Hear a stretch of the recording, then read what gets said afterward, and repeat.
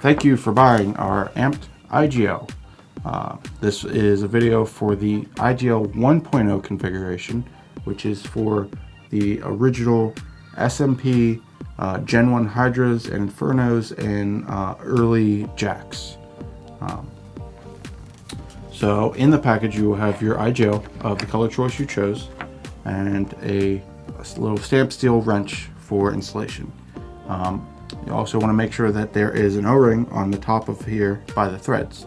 That is for sealing. It's the same O-ring that will come off the fitting off that you're removing with the Macrolon, but we include one anyways, that way you don't have to transfer it, and you always have an extra, which is good. So to start the process, I have a very stripped down gearbox with a Gen 1 Hydra on it. Like I said, it works for any of those other ones, but so in this, you would essentially remove all the stuff you need to remove your engine, and then once it's removed, you can either use our included one or a small wrench. Most of the time you should be able to just twist it and get it loose, but if it's a little tight, sometimes they don't do that from the factory. So once you remove this, you then grab the amped IGL and you go ahead and thread it in. Now it might make a little bit of contact against the solenoid and the heat shrink, but it's not going to impede to the point where you can't install it.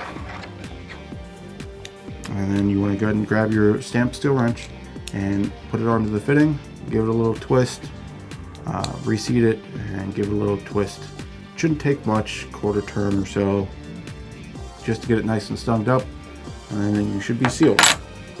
You can go ahead and pressure test it before reinstalling it.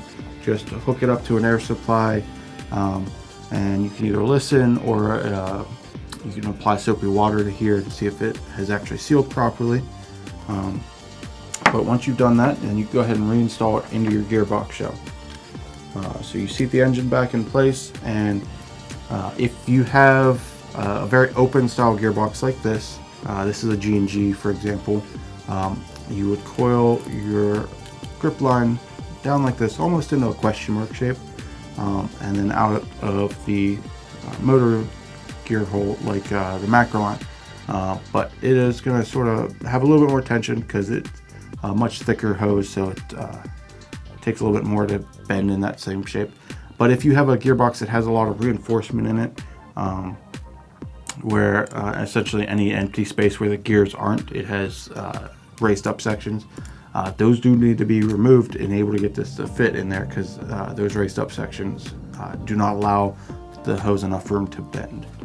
But once you have it seated in there, it should be able to catch there just to hold it in place while you start to install the other side of the gearbox shell, and then you might have to move the airline a little bit just to get it seated back in place. But then essentially that's into your gearbox shell. You put all your screws back into it like normal.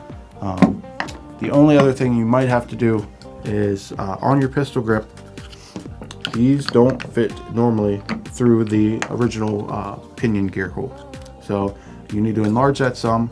A little Dremel with a sanding tool, or I've even used wide enough. If you have like a brand new flathead, sometimes the ends on that a little sharp, or I've even used a little pocket knife just to remove enough material to get over the part right here where the crimp starts and the heat shrink is. It's a little bit wider, but you enlarge that just enough to get it past there, and it'll pop right through, and then you'll be good to go. That's the only other modification you need. All right, and that's been a quick overview of the installation of the amped IGL. If you have any questions or issues, you can give us a call or send us an email. Thank you.